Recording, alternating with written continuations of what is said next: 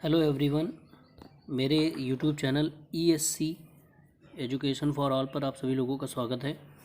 आज के practice set में हम लोग हिंदी का जो प्रैक्टिस सेट नंबर 10 है उसमें क्वेश्चन नंबर 31 से लेकर 60 तक के क्वेश्चन को सुपर फास्ट तरीके से सॉल्व करेंगे। इससे पहले जो प्रैक्टिस सेट नंबर 9 था उसमें मैंने 1 से लेकर 30 तक के क्वेश्चन को सॉल्व करा दिया है। चलिए वीडियो की शुरुआत करते हैं। पहला क्वेश्चन है यहाँ पर, मतलब इस सेट का पहला क्वेश्चन कह रहा बिना पढ़ा हुआ अंश, इसके लिए एक शब्द क्या होता है तो उसको हम लोग कहते हैं अपठित। फिर अगला क्वेश्चन है कि जिसका मन व ध्यान दूसरी तरफ हो उसको क्या कहा जाता है, उसको कहा जाता है अन्यमनस्क।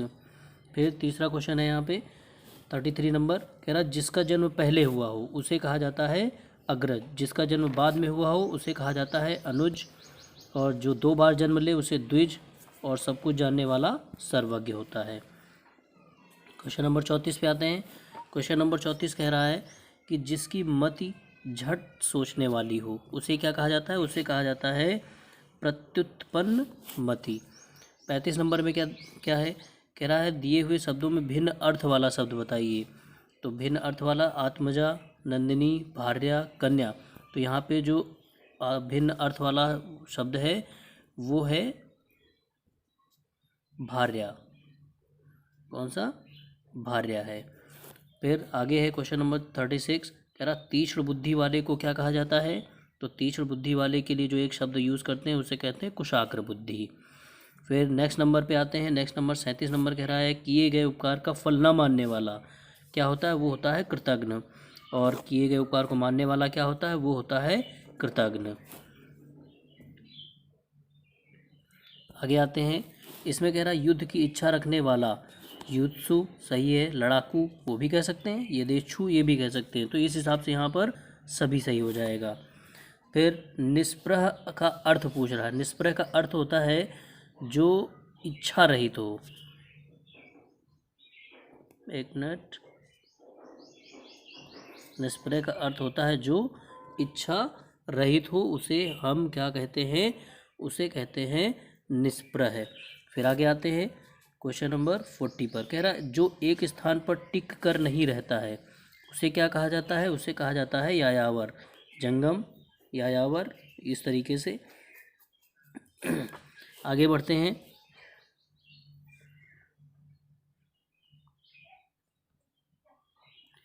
अगले में पूछ रहा है, कह रहा है इनमें से कौन सा वाक्य शुद्ध है। सीता ने यह कहा, सीता ने यह कही, सीता यह कही, सीता यह कहा। तो यहाँ पे जो राइट है वो है सीता ने यह कहा। आगे कौन सा वाक्य सही है, बैल और बकरी घास चरती है, बैल और बकरी घास चरते हैं। तो यहाँ पे ऑप्शन नंबर बी सही हो जाएगा। 43 में क्या है, कह रहा है निम्न में से शुद्ध ही पहचानना है। राम ने पेट भर मिठाई खाई, राम ने पेट भर के मिठाई खाई, राम ने भरपेट मिठाई खाई। तो यहाँ पे जो राइट है वो यही, राम ने भर पेट मिठाई खाई। आगे आते हैं 44 नंबर पे।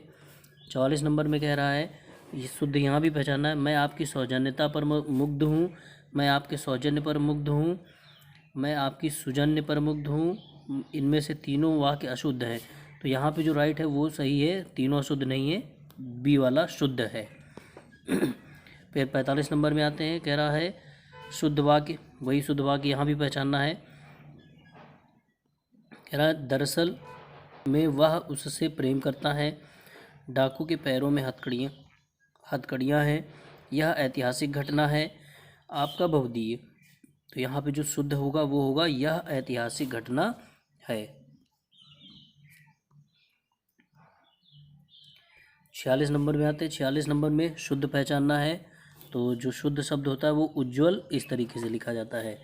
और 47 नंबर की बात कर रहा है। 47 नंबर में रचयिता के नीचे अंडरलाइन है, तो हमें बताना है कि रचयिता कैसे लिखा जाता है। तो रचयिता कैसे लिखा जाता है आप लोग ज़रा गेस कीजिए। तो इसका कौन सा ऑप्शन सही होगा, ऑप्शन सही हो जाएगा ए नंबर। फिर 48 में पूछ रहा है शुद्ध पहचानना है, कुमुदिनी कैसे लिखा जाता है। तो कुमुदिनी बोला जाता है। तो इस हिसाब से यहाँ पे बी ऑप्शन सही होगा। फिर आगे बढ़ते हैं। यहाँ भी हमें शुद्ध ही पहचानना है। क्वेश्चन नंबर 49 में शुद्ध वर्तनी ही पहचानना है। आधीन नहीं होता, अधीन होता है। व्यावहारिक होता है, मिष्टान्न होता है। तो यहाँ पे जो शुद्ध है वो है अत्यधिक। कौन सा सही है? अत्यधिक सही है। 50 की जब बात करते हैं, 50 में भी शुद्ध वर्तनी पहचानना है। तो शुद्ध वर्तनी का मतलब अंत्याक्षरी, पूजनीय, कवयित्री, ये सब तो गलत लिखे हुए हैं। तदोपरांत यही सही है, ठीक है। तदुपरांत नहीं, ये तद उपरांत होता है, ये भी गलत है। तो यहाँ पे जो राइट है वो सही है अंत्याक्षरी। 51 नंबर की बात करते हैं। 51 में कह रहा है शिव का पर्यायवाची शब्द है। तो शिव का पर्यायवाची रुद्र, कई बार आप लोगों ने देखा होगा इस शब्द को। आगे आते हैं, इसमें कह रहा है लहर का पर्यायवाची नहीं है, हमें नहीं बताना है। तो लहर का पर्यायवाची कौन नहीं है? वीच नहीं है, दुकुल नहीं है, तरंग नहीं है, या हिलोर नहीं है। तो यहाँ पे जो लहर का पर्यायवाची नहीं है वो है दुकुल। दुकुल मीन्स क्या होता है? दुकुल मीन्स होता है वस्त्र। आगे बढ़ते हैं, कह रहा है इनमें से देवता शब्द का पर्याय है। तो देवता शब्द का पर्याय होता है विबुध। विबुध जो है इसका पर्यायवाची है। आगे बात करते हैं, कह रहा है बगीचा। यहाँ पे बगीचा का पर्यायवाची शब्द निर्जन, व्यंजन, आराम, कल्पशाल। तो यहाँ पे जो बगीचा का पर्यायवाची शब्द है वो होता है आराम। याद कर सकते हैं, बगीचे में आराम किया जाता है, बड़े आसानी से याद हो जाएगा। फिर तुरंग शब्द का पर्याय क्या है? तुरंग घोड़ा, वही चीज़ है। तो इसका हो जाएगा वाजी। घोड़ा, घोटक, ये सब उसके पर्याय होते हैं।